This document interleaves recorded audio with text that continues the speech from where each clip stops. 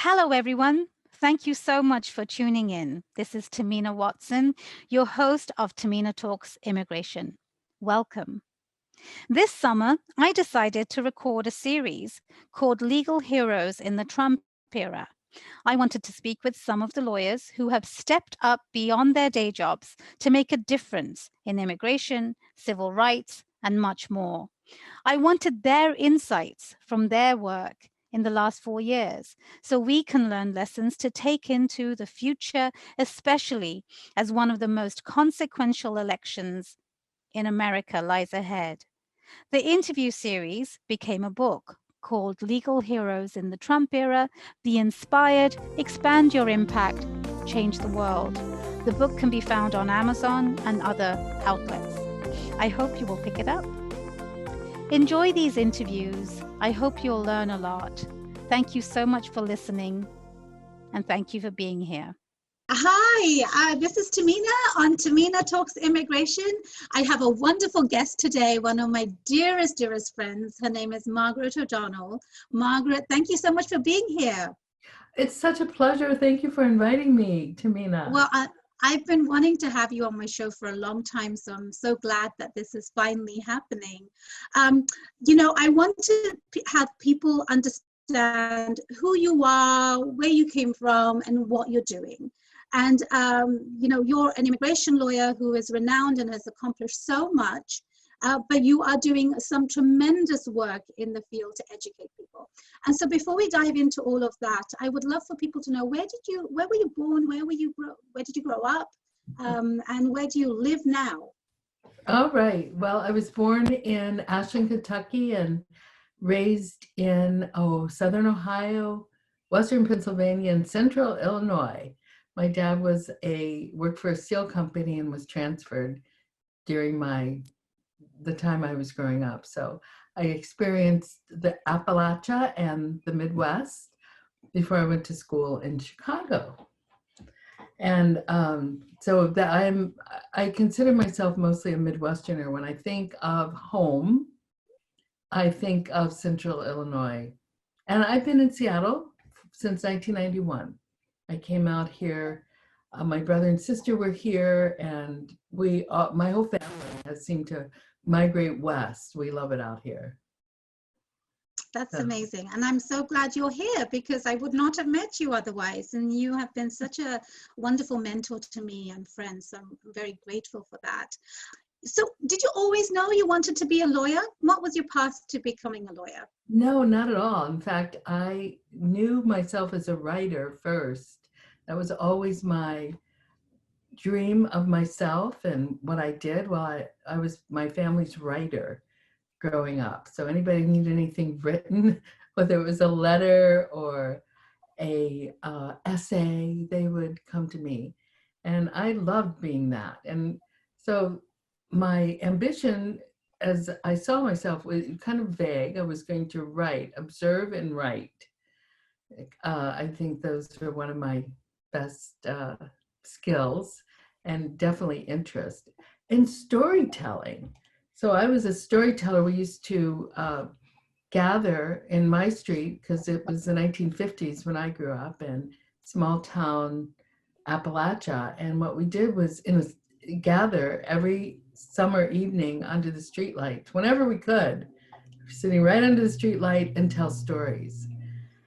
And I loved that. And my dad was a storyteller. So I saw myself as a writer. And it wasn't until after I was a journalist, right after college, I started in journalism. And it wasn't until my late 20s that I said, I want to know how the world works better than I do. And meaning society, government, politics. I want to know better than I do. I want to know how the world works. So that's what brought me to law school in Chicago, and did not know about immigration law then. That was in the early 1980s, before the current big, huge wave of immigrants started. So when I graduated in 1985, my first volunteer pro bono work was with Midwest Immigrant Rights Center in Chicago. And I had always been fascinated by immigration without having any connection to it. My great-grandparents had immigrated from Ireland, but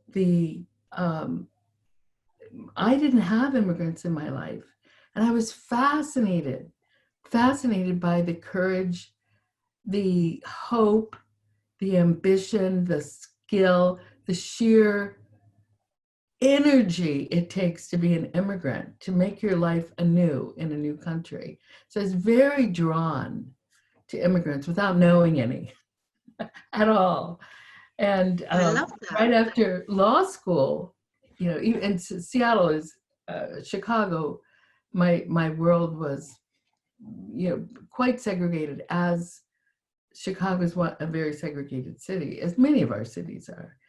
So I didn't have immigrants in my life. But that first pro bono case was an asylum seeker from El Salvador. And I happened to stay with Salvadoran asylum for 6 years as a volunteer. So that cemented it. I knew that's what I wanted to do, is practice immigration law, because it was so important. Mm-hmm. People could not represent themselves in court. There was absolutely no way without an attorney. And that encouraged me to learn Spanish as well, which was it's been a great privilege in my life too, to be able to speak to people directly in their own language, which you know as an immigration attorney too. Mm-hmm. You know, Yeah. this is a question for later, but I think it's a good time to ask you now. You say that in those days, this was the 80s and 90s, that you say people couldn't represent themselves in the courtroom. Mm-hmm. What would you say about today's environment then? Do you know, that's an excellent question, Tahmina. I have to say, at least for asylum seekers, because that's the area I know right now. I'm doing some asylum cases through Lawyers for Good Government, which represents people in the Remain in Mexico program who are waiting for their court hearings. Even though we thought it could never get worse than it was in, for instance, 1988, when people were flooding over the border and being given cursory denial after denial after denial in immigration court, it has gotten worse because people do not even have the court date now. They do not even have the ability to be in this country in order to present their claim, which is a guarantee under our asylum treaties. So we don't have those basic protections, which we took as a given in the 80s, even though the system was rigged politically, and 3%, for instance, of Salvadorans won asylum cases in a clearly time of genocide in El Salvador and Guatemala. It's worse now. So I have to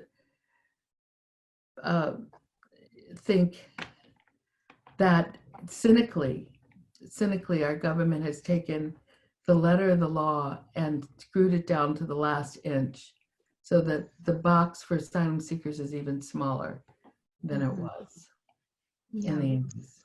Well, thank you for working with Lawyers for Good Government and doing the work that you're doing. It's so incredibly important. I want to come back to you.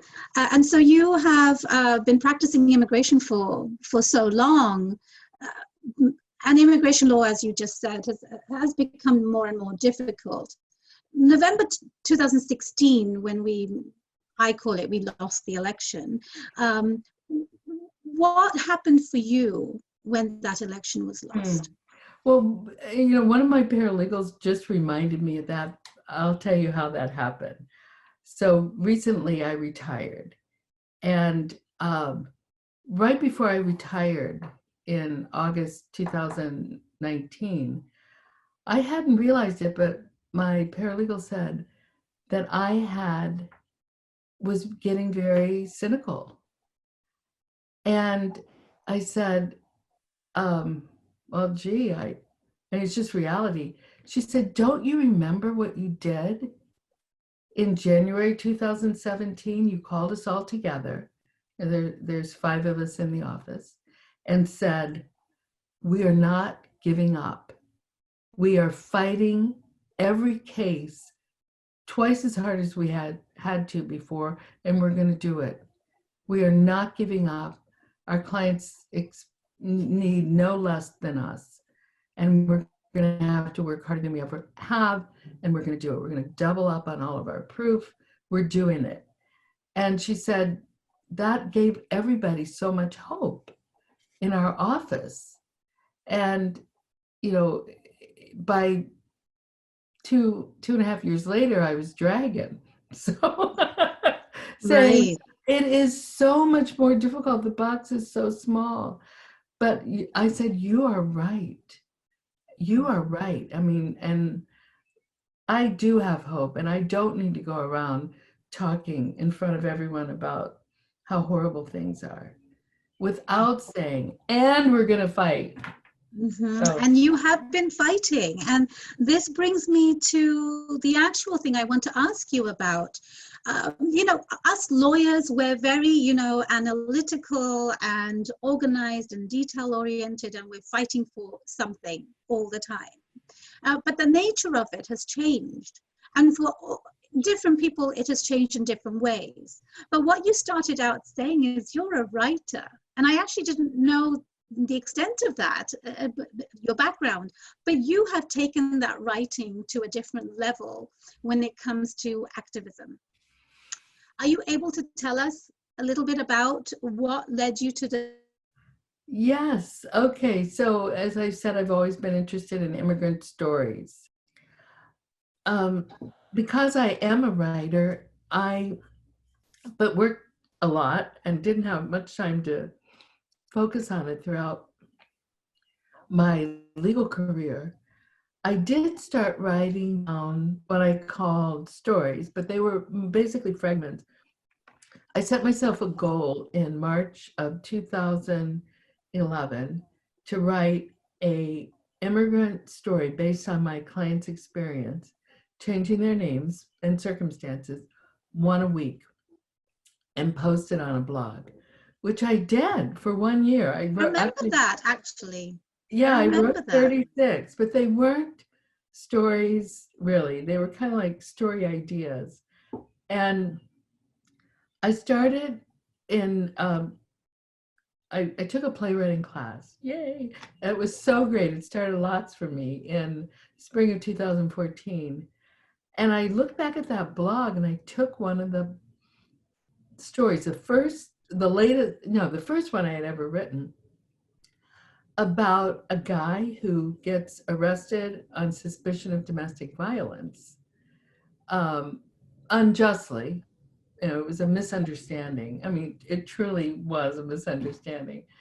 And what happened to his family and to him as a result of that arrest. He's an immigrant, an undocumented immigrant. So I decided I'm going to turn it into a play.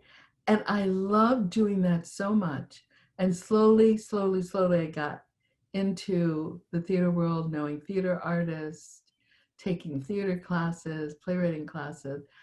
And also, I look back in 2011 as well, I had written something called the Detention Lottery. At that point, it was a game.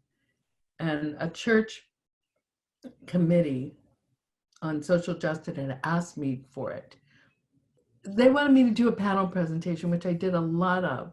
I did lots of Know Your Rights presentations in English and Spanish from 2007 all the way through, 2019. But I realized that people weren't really getting much out of those PowerPoint presentations. Here's the numbers, here's the statistics, here's what the law is, here's how it's being applied. Those PowerPoints were not producing any action or movement. And so when the church, this particular church, St. Andrew's Episcopal in Seattle, asked me to do one, I said, hey, what if I what if we did a game instead, call it the Detention Lottery? And they said, okay, sure, develop it, and we'll put it on. So I did, and it wasn't anything like the Detention Lottery became, but it was the pieces were there, and the committee improvised the roles. So I thought that this group of people would take it on and take it to other churches, but that's so much work. Theater productions are enormously time consuming, and not only that, they're this very high expression of human art, but they're very time consuming. So instead, it languished until 2018, when I asked two other immigration attorneys, Melissa Campos and Karen Tolgo, if they were interested in looking at that with me again, and perhaps coming up with new profiles for the detained people, because the Detention Lottery is a courtroom scene. It's 1 hour in a immigration detention courtroom, and at a master calendar, which is the arraignment stage in an immigration case. So that they helped, and we wrote 8 profiles of 8 different people going to be detained.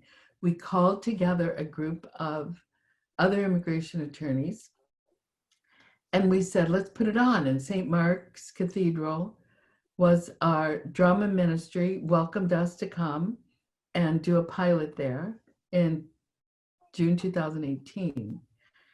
And in the first rehearsal, we realized that even with experienced immigration attorneys, we are not going to improv. We can't do that. It just doesn't work. It had to be scripted. So I scripted the play completely. Every word was scripted. And we put together, the whole package that you need. You need the detainee profiles. You need, because people are randomly detained as they walk in to the hall where the detention lottery is. And bam, that did it. Having that troop of attorneys, it was perfect timing for people to say, yes, I want to get involved. We did a sheet up of here's what you can do to get involved that we handed out afterwards. Money, many thousands of dollars people have contributed to Northwest Immigrant Rights Center and to Aid Northwest and to WISN, which is a Washington Immigration Solidarity Alliance network. And that continues, or did continue, until March, when everything has been on hold with the shutdown. But it's taking information that people never had before. It's not easy, although theoretically public, as you know, how difficult it is to walk into an immigration courtroom. It's like, why are you here? There's no room for you. Especially, everybody has to prove why they're there. So, and that's intimidating. Let alone try to get into a detention center. There's many rules to follow to walk into. I want to ask you, so it sounds like the concept was sort of there, but it evolved. And it evolved at the time that it was necessary, because you recognize that people needed to have an insight to be more effective. And you gave them that insight that was so necessary. So it sounds like you created the script and then it came together. But this is still a very unique play. It's not just a scripted play. You have immigration lawyers who attend, who are, do this on a daily basis, but you have other people who join. So describe how this play works when it's actually, in motion. Okay. Well, in motion, we have a group of people we call our troupe, who receive requests from nonprofit organizations, churches, schools, and we do one a month. We are able to get, our attorney volunteers, who are the actors in the play, have agreed to do one per month, which is, quite a commitment of time with rehearsal, travel, and the production. And we have a volunteer production coordinator who works with the organization, who decides themselves who they want the money that is raised to go to, and what materials they want to modify of the ones that we give them for what people can do about immigration detention in our country, and in general in immigration, and the way that our country treats immigrants, especially undocumented immigrants, because everybody in the play who's randomly, to go to the play itself, when the audience walks in, and we have audiences that generally range between 100 and 200 people, because the play fame has spread. So people have heard about it, especially in the church community in Washington State. And so we've gotten requests from Eastern Washington, which sometimes we can fulfill. We were planning to fulfill them before the shutdown. So when an audience member walks in, one of eight of them are going to be detained, and they're going to be put in a cell block. And the court personnel, which are the actors, including the judge, the defense attorney, the government attorney, the court clerk, and ICE guards, we call them, we kind of smash together the roles of ICE and guards in the play. And the guards start circulating in order to detain 8 people. So when those are detained, the play begins with the court, with 8 people being judged. And the audience watches in fascinated horror. I guess that's the best way to say it. Every time after we do talkbacks, the audience, many people say, I'm horrified that's how quick it is. It's like an express train. There's no other way that people could see this for themselves. I suppose it's something like seeing in a refugee camp. If you could see what people go through in a refugee camp, which theaters have done, amazingly, we've had some really great theater worldwide, internationally, that's set in refugee camps, then maybe our hearts and minds would change. And for this play, hearts and minds are being changed about the need for immigration detention. Mm-hmm. What a timely thing that you're doing, and I'm sorry that COVID-19 has slowed you down in getting this message out. But it's the interactive nature of this with these powerful, insightful description of what happens in the courtroom is just so incredibly needed at the moment, because people just don't know. And so I'm so grateful that you have taken it upon yourself to be an educator and an artist, and dare I say, you're an activist too. Would you say that? As an educator, yeah, because I push this storytelling, I'm taking what I can do best, write and tell stories, and using it to talk about people who we normally don't even think, as a general society, should have come in the right way, right? The right way. It shouldn't have come in or overstayed their visas or, evaded the border patrol. So they're here and their children are here, and we're all here together, and looking at what happens to them in the immigration courtroom is frightening. It is frightening. I mean, there were news stories about a judge saying a 4-year-old understood everything he said about representing, you know, the toddler representing the toddler's self. And it is laughable, but it's the truth of what's going on. And if an adult cannot represent themselves in the 80s even, or 90s, how can they do that themselves today, where the laws are being constricted and essentially dismantled, where people's lives and human rights are being essentially abused. So I'm so grateful you're doing that. And, you know, you're a hero to me. You're a legal hero. You're a legal activist. You know, talking about activism and legal heroism, I wanted to touch upon what you think has changed over the last 3 years. You know, you have come up with a play that is essentially so different and, you know, reaching the masses and telling them something they wouldn't otherwise know about in this detail. But lawyers of all, in all fields have stepped up in different ways. In your opinion, how has the legal field changed or activism grown? Well, activists, I think that any attorney who takes on a case in what seems to be a current moment, hopeless situation, and fights it to the max is an activist. For instance, just one example from the 1980s, every single one of those cases in 1988 and 89 of Central Americans who were flooding over the border in those years, 97% of those cases lost.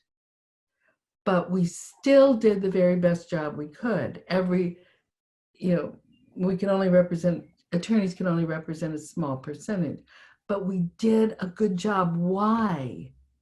Because 10 years later, we had a settlement with the government. It's called the ABC settlement, American Baptist Church's settlement. That settlement brought on behalf of all the summarily denied Central American asylum cases that were just denied, like they're being denied today. Those people became eligible for what's called special rule cancellation of removal, or NACARA. We got that because there was a good job done at the beginning. So there was cases filed over and over and over. I just talked to an attorney the other day. She is a major activist. She's the director of the Lawyers for Good Government border project right now in Brownsville, Texas. She said she had been doing some research and she found more than 900 of the cases that she filed in 1988 and 1989 who had applied for NACARA and, you know, had the chance to become permanent residents of the US because she had filed that. She had filed that asylum application. She was in a program that, you know, had a bunch of people working there, and they just filed and filed and filed, even when it's hopeless. Because that's why we're doing it now, and that's what we're doing right now, doing the very best job we can. Those are activists, attorneys who are activists, who take a case against all the odds and push it to the max and say, we're going to document this case like we're going to win it. And, you know, even though it's like a 3% chance that it might win, we know it's a good case and we're going to do it. That's true. The chances have dwindled, but the work continues. Well, thank you so much for doing what you do. Before we say goodbye, I have 2 final questions for you. There are lots of lawyers who are not immigration lawyers, but they are lawyers in their fields and they want to do more. What are the 3 things that lawyers can do to make a difference? And then I want you to follow up with your last words. Okay, 3 things lawyers can do who aren't immigration attorneys, who are interested in justice for immigrants, right? Anything. I mean, anything. Okay. I mean, what is not under assault from this administration? That's true. So, environment. Right now, I'm working on environmental plays for kids. So I think the primary thing is find what you are most passionate about. It's got to be that, Tahmina. It could be immigration for some. It could be the environment for others. It could be Black Lives Matter. It could be whatever it is. Make sure that you're solidly focused in on what you're passionate about. And volunteer your time there. Even though it's hard at the beginning, and if you don't have experience, as you know, if you don't have experience in our immigration field, it's hard to get in as right away in pro bono. You have to push it. So do it, push it, and volunteer your time. Representing individuals, litigating. There's so much to do that, for instance, right now, you don't even need to be that experienced in, because there's lots of like paralegal type work that can be done in the environmental field or in immigration. For instance, those are the fields that I'm interested in. And so that, I think, is getting in there and learning the issues and volunteering your time, getting in there with what your talents are. Are your talents writing? Do you like brief writing? Oh my gosh, there's a big need for that. I know in the immigration and Lawyers for Good Government right now, it's like, please write briefs. So, well, that's wonderful. Finding your passion and doing it. Thank you. Thank you. Find your passion and just do it. Well, Margaret O'Donnell, thank you so much. Immigration lawyer, playwright, educator, storyteller, good friend, a mentor, and just an overall, legal hero. Thank you so much for being on this show, Tahmina Talks Immigration, and we look forward to seeing everything else that you bring to us in the future. Thank you so much, Tahmina. This was such a pleasure to do. I appreciate thank you. it.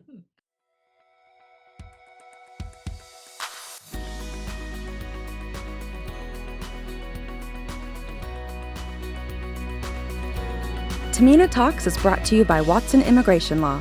Founded in 2009, Watson Immigration Law is one of Seattle's premier immigration firms, specializing in business and investment visas, but offering a wide range of immigration services. If you need assistance with your immigration needs, Watson Immigration Law is ready to help. Just call 206-292-5237 to schedule an appointment. Mention this podcast to receive a 10% discount off your initial consultation fee.